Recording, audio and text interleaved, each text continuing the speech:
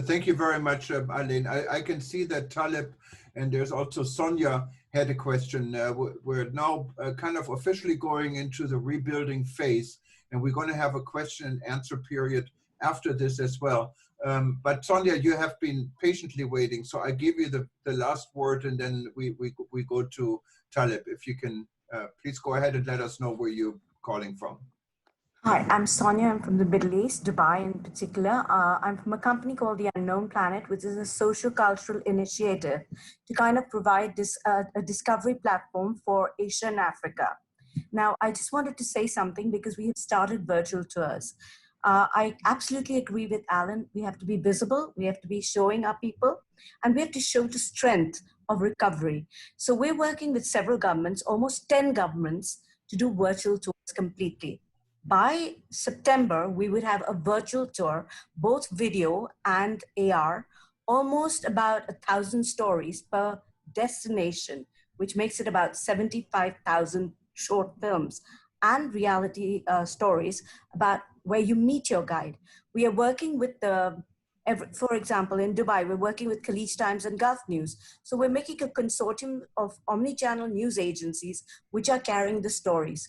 Just last week, we did it for one of the better wildlife tour operators in India. He got 150 inquiries right after this. He has taken his first tour. Though India is still under lockdown, he's taken his first luxury tour with a private jet to Ghana Park this week and has earned something in the vicinity of about $50,000. So that's the power of virtual tours. It only stimulates desire. So I think it's important for all of us to put out not only the value of the destination, but the trust in the Guides Association. And we'd be very happy to work with Africa. As I said, we're a social cultural initiative, so it's quite pro bono. It's not something we're saying, please pay us money and we'll do it. We're very happy to do it across Asia and Africa. Thank you very much. Yeah, and thank you, Sonia. And you should really become a member of the African Tourism Board, because I think it will open up. You're a member, then that's great, yes, because that will open up definitely opportunities. And thank you for being a member. We have Nixon raising the hand, but let's go to the second part. And Nixon, after this, we have the chance, and you can ask your questions, because we really now need to go to the second part. We have people who are just joining us for rebuilding. It doesn't mean we're out of the way, kind of the same people. But Juergen, can we distinguish and explain what the difference is? That's what I was trying to do, really. Rebuilding.travel is an initiative what was really started by me in a way in my publication, eTurbo News, in getting people to talk. I call it a grassroots organization. And when we started it, we didn't know where it goes. We started with a few Zoom conferences and Zoom meetings. We had 40 people, we had 100 people. The best one, we had more than 500 people. And there seemed to be an enormous interest in having a global conversation. Project Hope, I would say, is an active organization by the African Tourism Board, put together for Africa to benefit. Rebuilding.travel is a global initiative where people can discuss issues, exchange ideas, and we're just about going to a third step and actually implement ideas and cooperate in implementing these ideas on a global scale. Just to give you some facts, within the 4 weeks Rebuilding.travel has been in existence, we're now in 116 countries. And our participants or members, we don't really know if we can call them members yet, but maybe we will in the future once we get structured.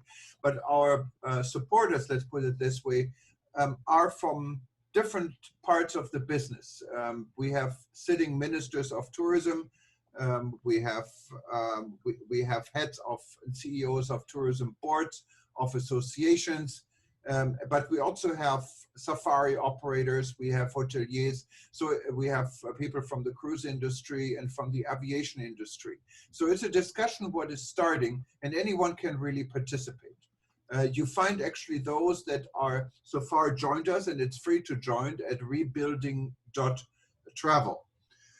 Some of the recent development in rebuilding.travel is an agreement we're cementing now, and I have the permission from the Honorable Minister of Tourism Ed Bartlett from Jamaica, who also heads the Global Tourism Resilience and Crisis Management Center, based in Jamaica and based also in countries like Malta, Nepal, Kenya, Japan, to have a strategic partnership with the rebuilding movement. So we're excited to do this. We also just yesterday announced that Alexandra Gardasevic, and I probably pronounce Alexandra, is in our group, and so she can speak for herself and probably pronounce her name a lot better, will be our representative with active initiatives coming from her home in Montenegro for the Balkan region. Two of the key people, or three of the key people in the organization, of course, is my partner, Dr. Peter Tarlow, who I work with together on safer tourism. Peter is kind of equally involved now in rebuilding and in rebuilding and Project Hope, but also, of course, safer tourism. It's a business initiative, it's a consulting initiative, and we're very glad to have Peter be an instrumental part of it. But we also have the support of many of the people that are involved in Project Hope, just on a different level. Of course, there's Alain, who's still here, and thank you so much for this. There is probably more important than anyone for us is Dr. Taleb Rifai, because he's really our link to the public sector with 7 years on his shoulders as Secretary General for the UNWTO. There's Walter Mzembi in South Africa. So many of the same faces you see in rebuilding.travel, you also see in Project Hope. But then there are people from all over the world that have maybe a very little connection with Africa, like here in my home area in Hawaii, that are also part of the rebuilding.travel network. Maybe as the same thing we did for Project Hope, I'd like to start maybe with Taleb Rifai, if you're still there, just to say a few words and also explain what the difference is between these two organizations or two initiatives. I'm not sure if Taleb is actually online. I know we have been losing him on and off. He's been trying to reconnect. So he's not there. So let's go to Peter Tarlow then. And Peter, the microphone is yours. Okay, I got it, thanks. So welcome everybody. This again is a very different initiative than Project Hope from the African Tourism Board, which is Africa-centric and which is exactly where it should be. But rebuilding tourism is really a chance for the entire tourism industry to, one, chat, but then come up with specific projects for your part of the world. And I want to emphasize, because I think it's very important that people understand that while Project Hope is really not a for-profit business, when we're looking at rebuilding tourism, tourism is a business. And every part of the tourism industry is a business. And so the rebuilding of the tourism industry is also seen as a business. That means working together so that everyone profits. And good tourism and good business is when everyone comes out as a winner. And that's really one of the key elements of rebuilding tourism. How do we work together so that we all are able to share a bit of an ever larger pie? And that means we have to think through academically, we have to think through practically, we have to think through basic issues. In some parts of the world, COVID may be less of an issue than lack of security. COVID, we try to emphasize that we should be talking not about safety or security or health, but tourism surety. And surety is where you have safety, security, economic development, reputation, and health coming together, kind of crossing lines, kind of like a British flag. And that point is what we call surety. So one of the key elements of rebuilding tourism is to create a sure industry, an industry where people prosper. They're safe, they're secure, they have good health, they have good economics, and they have good reputation. When we do all 5 of those, we'll be able to say that truly tourism is on the way to being rebuilt. It's not called rebuilt tourism, but rebuilding, because no matter where we are in the world, we're going to have to always go one step further. It's an action, not a state. So our job is never to be satisfied with what we have, but to work to go further to where we need to go. So hopefully that gives a very quick summary of what rebuilding tourism is all about. Thank you very much. And maybe we can let Alexandra, our new representative in the Balkan, calling us from Montenegro, I believe, say a few words. Yes, exactly. Thank you very much, See you Juergen. again, Alexandra. Yes, thank you, Peter. Hello to everybody.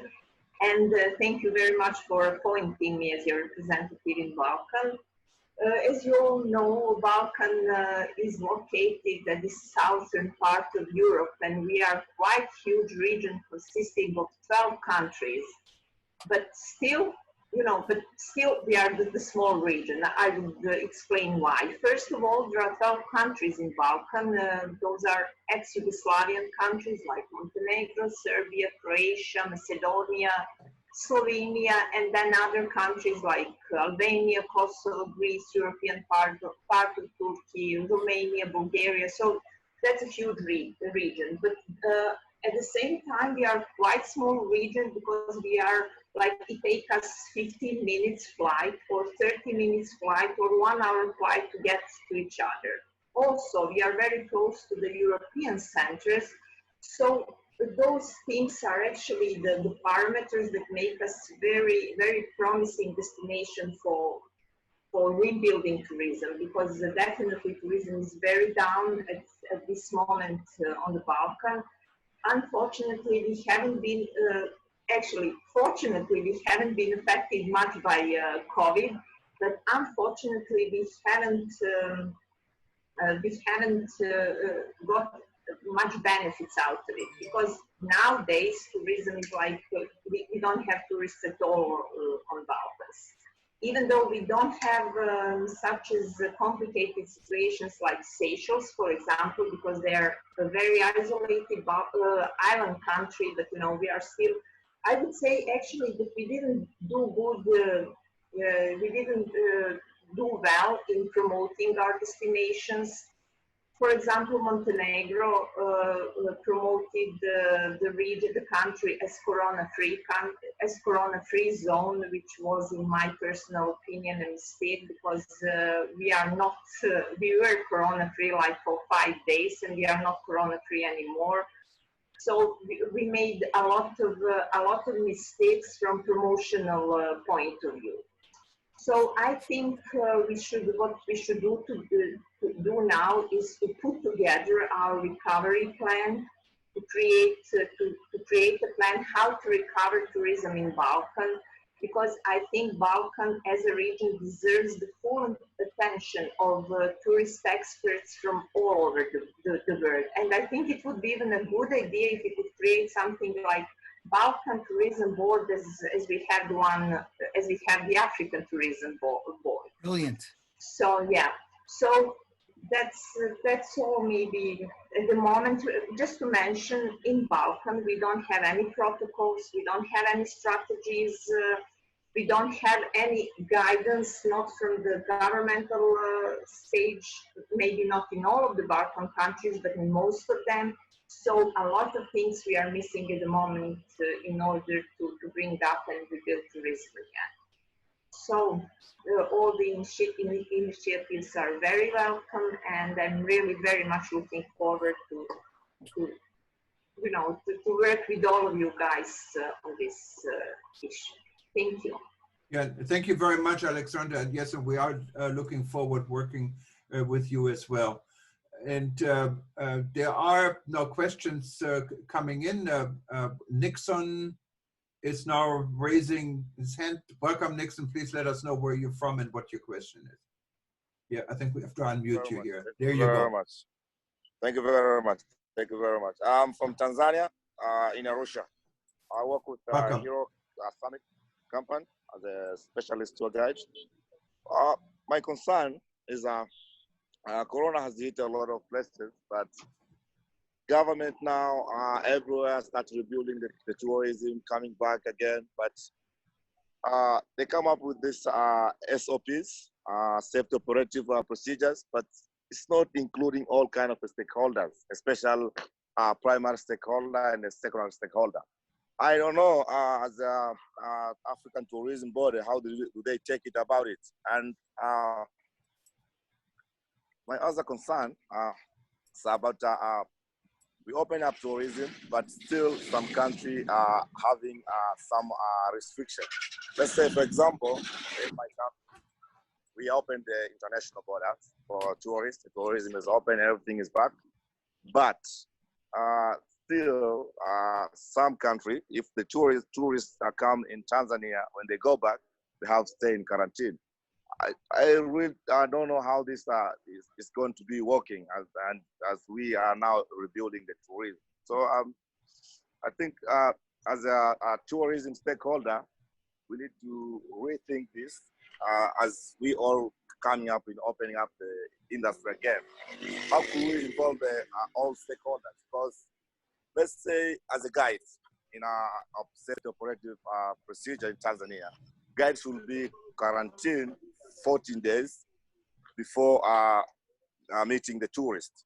So imagine we reach the peak in the tourism.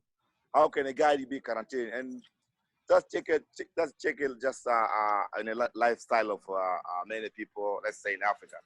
Many people, you find they're living like in a community of several people. How could they keep this distance? I'm thinking as a tourism, we need to really to rethink this as we open up the tourists and to include all stakeholders when we are coming up with these safety operative procedures. Thank you very much.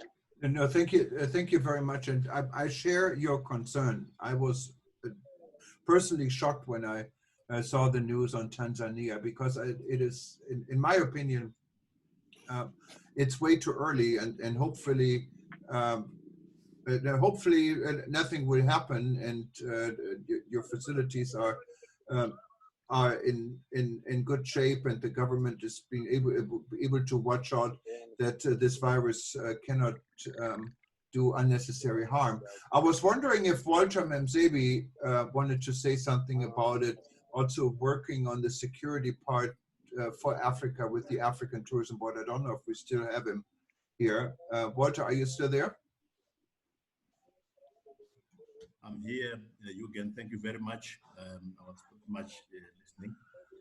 But just directly in response to the question being raised from Tanzania, this is essentially the reason why we've included Tanzania in the first cohort of countries that are going to be interacting with us, with ATB and WTTC on the 13th of July.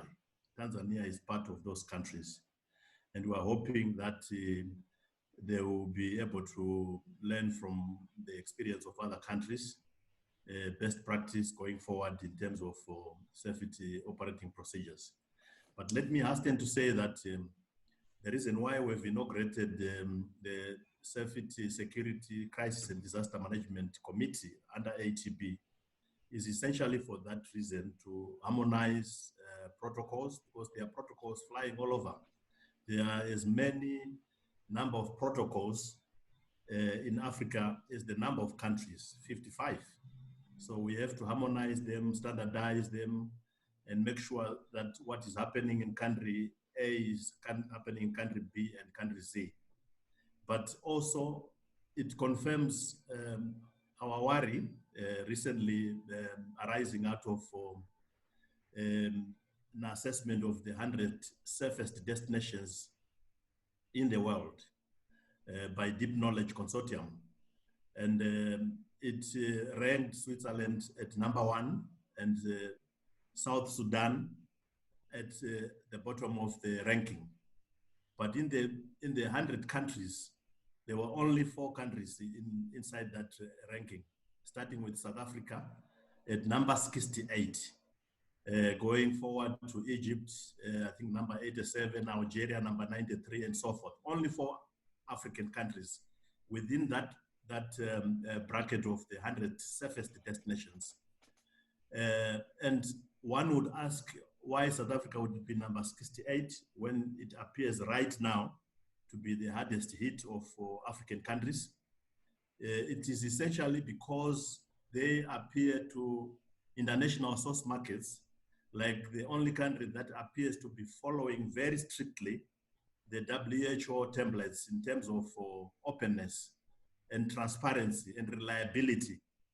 They have tested more than 1 million people. Many African countries are still under some unbelievable thresholds of 5,000 tests and below. And it is basically undermining the confidence of international source markets to come back into Africa because they think Africans are withholding statistics or they are not disclosing sufficiently enough what is happening in their own countries.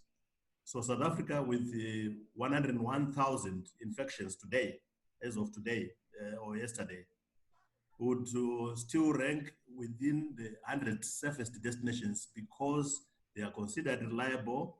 Why? Because they are being transparent about everything that they are doing in terms of testing, isolation, and everything. So Tanzania, without damning them, would have to be included, as we have done already, in our cohort of countries on the 13th, so that they can also learn from other benchmarks how to proceed with building confidence and a better perception of their destination going forward into the future. So we are dealing with it, Juergen. Thank you. Thank you very much. If there are any more questions, please raise your hand at this time. And if they are not, maybe I'd like to give closing statement or maybe some closing words to Peter Tarlow and way forward. And then we can close the second part of our long press conference. Peter. I want to thank everyone for spending so much time with us. I think the fact that so many people stayed is a real indication of how important this is to the entire industry. There are no simple solutions. What is true today may not be true tomorrow. This is a disease that is changing rapidly. And so we have to show a level of flexibility that the tourism industry has never had before. And that means creative ideas, such as a Balkan tourism board is a brilliant idea. We need to create other types of tourism boards where people come together, think, and have the agility to be able to move quickly and come up with creative new ideas. Too many people are hoping for an instant solution, be it a vaccine or some sort of medication. All of those are premised under the supposition that the virus will not mutate. The reality is it is going to mutate. And that means we're going to have to come up with all sorts of new and creative ideas. Some of the basic things that we need to begin with is, one, to create some form of sustainable situation so that businesses don't go out of business. Because if we lose our tourism businesses, it won't matter if we open the borders or not. There'll be nothing to go to. So we have to figure out ways to keep them alive. Then we may have to work with partial solutions. That may not be the best, but 50% is better than zero. And so we may have to work first with local, regional, domestic, then regional, and then international tourism. We may have to rebuild slowly. And I want to really, first of all, thank Juergen for all of his incredibly hard work, because if it weren't for him, this whole initiative would not have existed. And so he deserves really a round of applause from everyone here. But secondly, the fact is, be flexible. Understand that by the next time we meet, that the world may be again a very different place. And if we are creative, if we're flexible, if we're smart, and if we maintain a sense of understanding that tourism brings people together, then we will survive this crisis and create an industry that is well beyond what anybody else has ever considered. So again, I really want to thank everybody for being part of this wonderful initiative of rebuilding tourism. It's meant as a constant, ongoing, it's not tourism rebuilt, but rebuilding tourism. Rebuilding travel, Peter. Rebuilding travel. Travel tourism, one of those.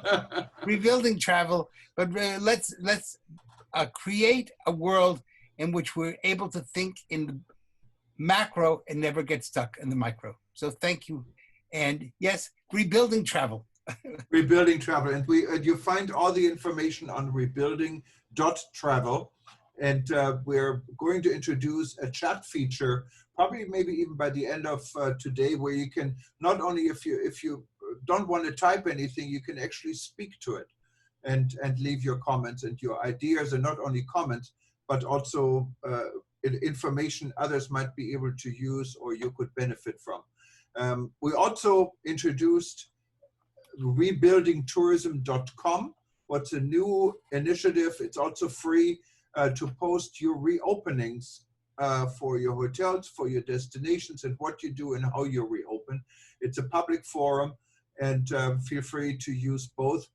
And since there are no more questions, and we've been here now for 1 hour and 15 minutes, thank you so much for everyone attending, and hopefully you will join us at a future webinar. We have weekly webinars at rebuilding.travel. The next one will be aimed for the European and Asian time zone again next week, and then we're going to the North American time zone the following Wednesday. And you can easily go to rebuilding.travel, click on upcoming events, and you will always find what's next. If there's any specific issues you wanted to communicate to Peter, myself, or anyone else in rebuilding.travel, just click on contact and feel free to do so. You can also schedule a private Zoom call with us, and so we can stay in touch. Again, thank you very much. Aloha from Hawaii, and good morning, good evening, namaste, hello, and shalom, and whoever else is here. And I hope I see you guys very soon. Thank you so much. Bye-bye. All right. Bye-bye. Asante sana. Good night. Asante sana, Good day, good morning, good whatever you are. Good. And please check Twitter. We've been sharing on Twitter. All right. Okay, I forgot to mention the conference will be on our YouTube and also on our website shortly, and I will send everyone a link. Thank Thank you. Thank you. Asante Bye-bye. sana. Asante sana.